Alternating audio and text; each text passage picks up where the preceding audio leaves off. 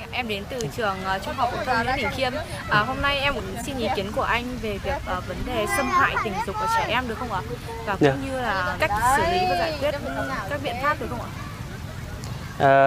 Về vấn đề xâm hại tình dục thì mình cảm thấy về đối tượng xâm hại tình dục thì có rất nhiều đối tượng. Độ tuổi thì cũng rất là đa dạng, có thể thanh thiếu niên hoặc có thể là người lớn. Đấy, thì còn về vấn đề quan điểm thì mình thấy là bây giờ những cái ngoài xã hội ấy, thì người ta chưa chú ý đến cái mảng có nghĩa là quản lý trẻ em này, phải quản lý được những cái hành động của những cái người mà gây ra những cái vụ án như thế. Họ có thể bị nhiễm từ những cái trang web và nhiễm từ những cái hành động bộc phát bên ngoài, những cái hình thức xử phạt ấy, với cả những cái tuyên truyền về bên ngoài ấy, nó chưa được phổ biến lắm. Thực sự là như thế. Còn phương pháp ngăn chặn ấy, thì mình cảm thấy là bây giờ gia đình cá nhân này là phải quản lý được các cháu từ những cái độ tuổi thanh thiếu niên. Họ chưa làm chủ được những cái hành động của bản thân. Còn về vấn đề xã hội thì mình nghĩ là trên lớp này thì các cô ấy, các thầy thì cũng phải có những cái bài giảng và bài học thực tế để khi mà ví dụ như trong trường hợp như thế mình có thể là cách phản ứng của mình như thế nào này, đấy là cái thực tế. Một là vấn đề đầu tiên đó chính là vấn đề mà chị nghĩ là vấn đề về suy thoái đạo đức của người dân trong cái nhận thức về xã hội hiện nay. Tại sao mình đặt câu hỏi là tại sao khi mà cái tầng lớp ngày xưa, cái cha ông ta ngồi ngày xưa ấy, thì cái bệnh lý hay người ta gọi là bệnh lý ấy, nó lại không có như bây giờ, mà tại sao bây giờ lại phát triển nhiều như vậy? Thì gia đình nên giáo dục cho chính con em mình nên có những cái tự vệ, cái biện pháp phòng ngừa. Can you give me the reason that why this sexual harassment happens very popular right now, like in our country and in all the world? Can you give me the reason? Okay, well, because it's popular, of course, the internet has a lot to do with it, and I don't know if it's very popular here in Vietnam. I haven't read about it, but it's coming up as well. Of course, there are some reasons which are valid and correct, but also there are reasons these days, sexual harassment. What is sexual harassment really? You know, if somebody touches you, or if somebody rape you, or what exactly is sexual harassment? These days a lot of people, if you touch them, they can go and say, hey, I'm sexually harassed. Yeah? Or if somebody's on the street and another guy is that sexual harassment? I don't think so. I think it's just a compliment to the woman who is walking by. And your opinion about this sexual harassment, like if your child are the victim of sexual harassment, like what do you do? What will you do when your child is the victim? My child? Yeah.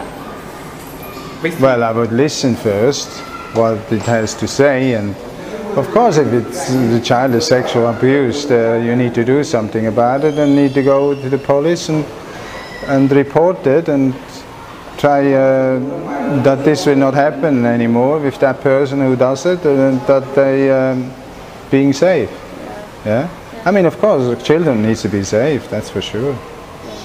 Yeah? So, thank you very much about your answer. Hello, my name is MIច្ចAnd my name is Quảng. We are from Nguyễn Khiêm High School. And after the interview, we want to share our opinions about sexual harassment. In this modern society, more women are becoming victims of sexual harassment. These instances may take place at work, school, the military, and even at the church. But to be concise, how do we define sexual harassment? After looking at several definitions for sexual abuse, I came across the following definition that will might help us to more understand about inappropriate sexual abuse is. Sexual harassment is a form of discrimination that consists of Two types of harassing behavior. The first is gender harassment. They are verbal and non-verbal behaviors that convey hostility, objectification, exclusion, or second-class status about members of one gender. The second is unwanted sexual attention. It is unwelcome verbal or physical sexual advice, which can include exchange. Yeah. Please keep in mind that a harasser can be male or female and can be of the same sex as the victim. The harasser may not really know that they are being offensive, but the other person is uncomfortable and has started this to them. Then he or she should stop before legal action is brought forth. Some women may even prefer not to report any allegations of being pressured sexually for fear of what might happen to them if they do.